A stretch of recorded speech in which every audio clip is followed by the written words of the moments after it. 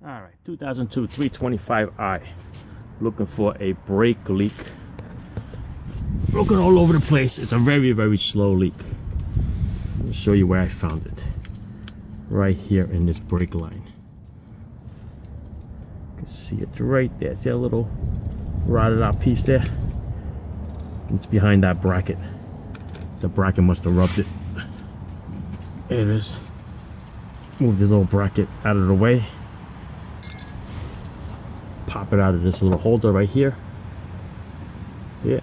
You can see it's right here. This little piece right here. Look at that. Rubbed a nice little piece into it.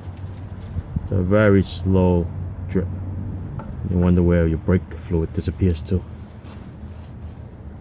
See it right there. Alright. Yeah, you gotta look around. Nothing was leaking at the wheels. Follow it underneath the chassis. And it just happened to find a little tiny drip here. And as you're driving, of course, the wind blows it, and of course, you never see a leak. There it is, right there. See it? It's starting to come out now. Gravity's taking it out.